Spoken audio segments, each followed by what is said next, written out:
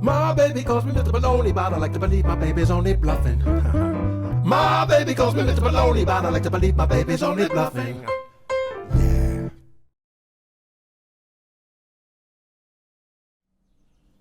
Nothing around you but is part of you. Look upon it lovingly and see the light of life in it. So will you come to understand all that is given you.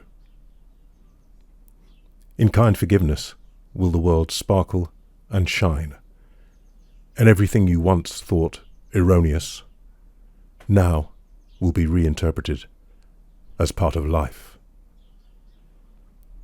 How beautiful it is to walk clean and renewed and happy through a world in bitter need of the renewal that your innocence bestows upon it.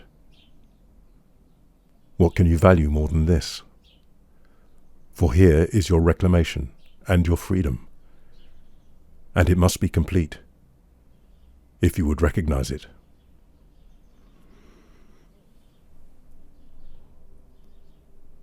I've had this quote pinned on the kitchen wall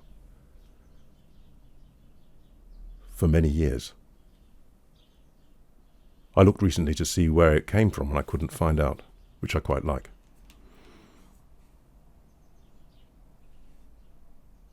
Something about it attracted me to it in the beginning, which is why I put it there, and then maybe I wouldn't look at it for a year, and then I'd have another phase of looking at it and reading it, and then another phase of not looking at it. For me, there's something about it, and recently it's evolved. I wanted to share it with my baby, but as soon as I started, she looked at me and said, "Don't start that dinosaur business." So, I'd like to reference it to what we are taught in this country anyway, generally speaking. We are taught that there was a singularity in the beginning that contained everything, and then the Big Bang. Not that different, perhaps, from other beliefs or myths. That there was in the beginning something, and then a creation. All sorts of creation, initiation myths around the world. Who knows the truth? But anyway, in this country we've got two, mainly. There's Christian belief, the beginning, and then there's a scientific belief, though there are many scientific suggestions. Anyway, I'm going to take that one and go through this, if I may. So we're talking about a singularity, and then we get existence. Nothing around you is but part of you. Well, I and you must have been in that singularity, part of it. Everything that exists now came from there, and there's nothing outside of that. So you and I are a fundamental part of it. You can't get rid of me, you can get rid of the body, but you can't get rid of me, because where are you going to get rid of it to? There's nothing outside. And everything about me was there, at least potentially, in the singularity. So everything that exists now must be part of me. I'm not trying to be clever here, because I don't do clever. I consider myself something of a simpleton. But to me that seems obvious. Nothing around you is but part of you. Look upon it lovingly and see the light of life in it. Well,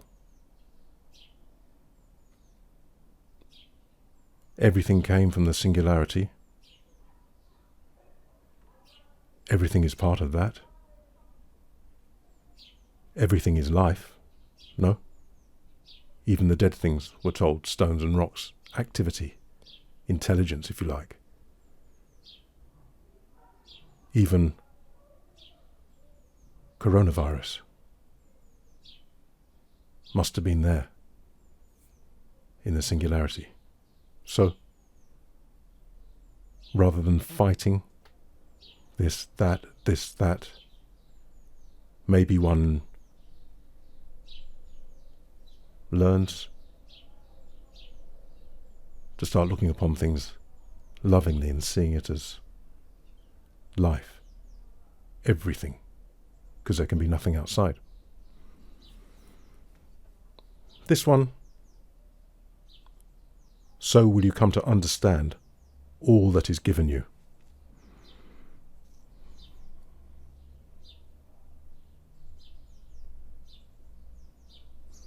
That line hasn't come clear to me as yet. Something about me kind of knows what it means. But I think if you're in a still place, you can start to appreciate everything. Even things you might not wish,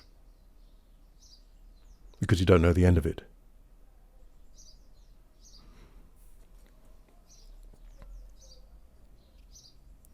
In kind forgiveness will the world sparkle and shine, and everything you once thought erroneous now will be reinterpreted as part of life. I've found that as this recognition evolves,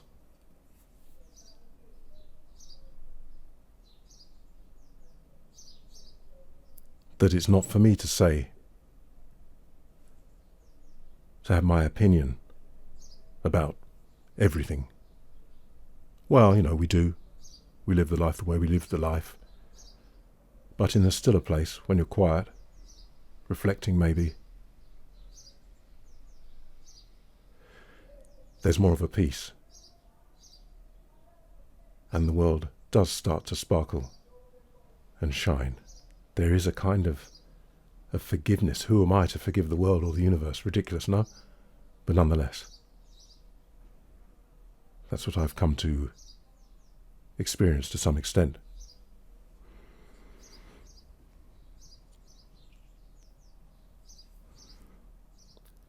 How beautiful it is to walk clean and renewed and happy through a world in bitter need of the renewal that your innocence bestows upon it.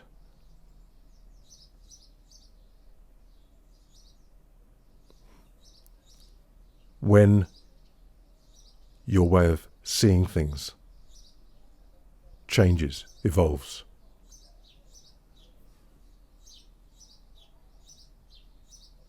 you do feel cleaner. You do feel renewed, I've found. Happy. Not whoop-de-doo, though maybe, great. Not for me. More a kind of contentment. But that contentment feels a little bit not enough, a little bit static.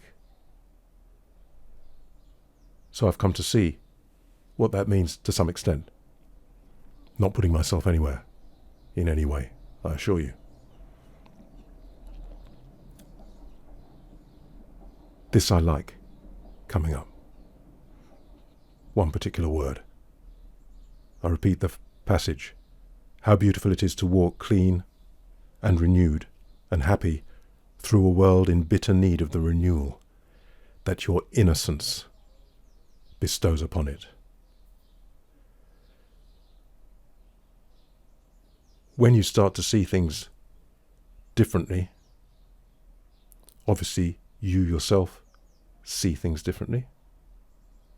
And maybe you start to see things that you didn't see before.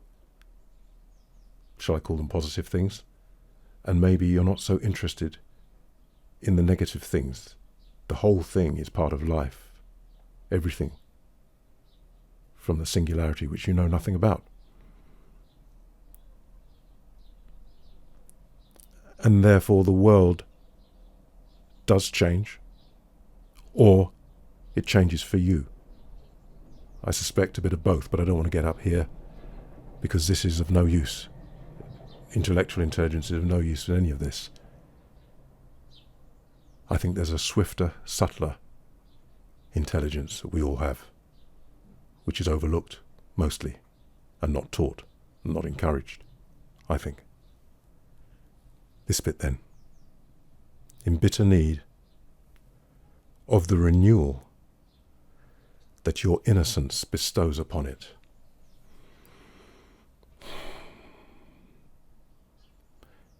Innocence has cropped up a lot for me. And for me what it means is a kind of gradual recognition that I know nothing. I don't know anything. If I may give you an example, the way I teach is changing. Because what do I know? So now my teaching is, this is what I've discovered. This is what I sense from you. This is what I can feel. This is what I suggest. But it's innocent.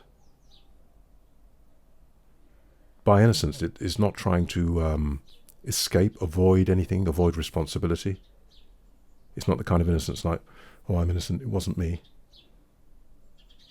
It's a much deeper, genuine innocence of, don't know, wonder, really.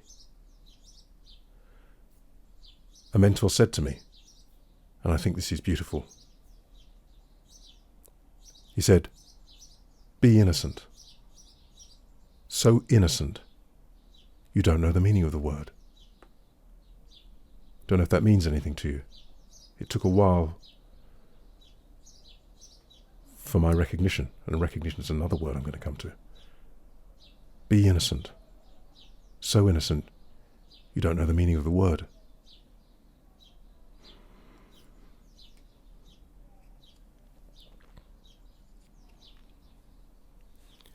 What can you value more than this?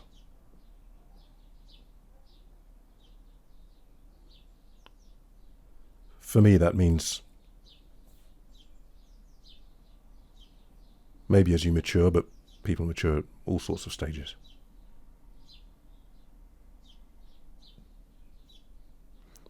The living in existence. Everything comes and goes. Happy one day, not so happy the next. Good job, bad job, great lover, she leaves you. Maybe not. Everything leaves you, or you leave it, sooner or later. That's the nature of the game. So as something evolves in you, and a kind of stillness, a feeling that you're part of the whole thing, a fundamental part, fundamental for you, but you're part of the whole thing. You can't be removed from it, because where are you going to be removed to? Everything about you changes, but fundamental part of it. And it, without you, wouldn't be there in two ways. It wouldn't be there because you're not there to see the great show. But from the singularity, everything is in there. You can't remove you. It wouldn't be it without you. This is not some ego thing, as I'm sure you know. So what can you value more than that? Sense.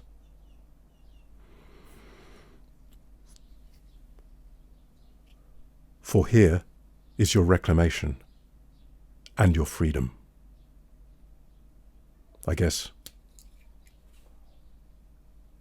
somehow you're renewed, somehow your place in things is reclaimed by the realization and recognition coming up. For here is your restoration, reclamation, I beg your pardon, and your freedom, and it must be complete if you would recognize it. I like recognition. That's the other word. Beautiful, I find. What is it? I'm in a room, maybe.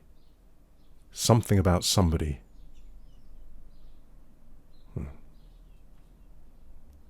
I carry on. But then again.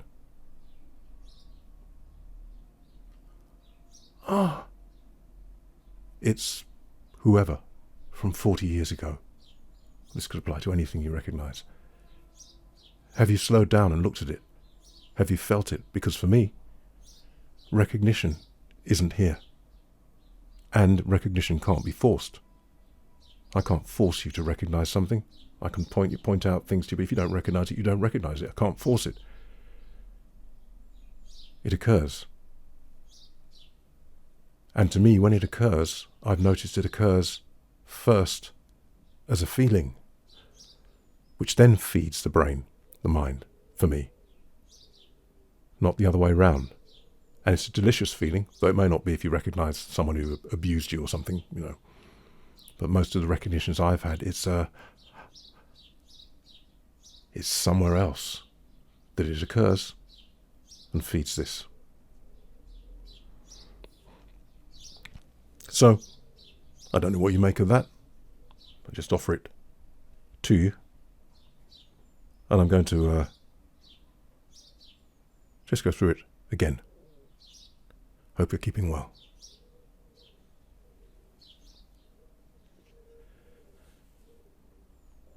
Nothing around you but is part of you. Look upon it lovingly and see the light of life in it. So will you come to understand all that is given you. In kind forgiveness will the world sparkle and shine, and everything you once thought erroneous now will be reinterpreted as part of life. How beautiful it is to walk clean and renewed and happy through a world in bitter need of the renewal that your innocence bestows upon it. What can you value more than this? For here is your reclamation and your freedom, and it must be complete if you would recognize it.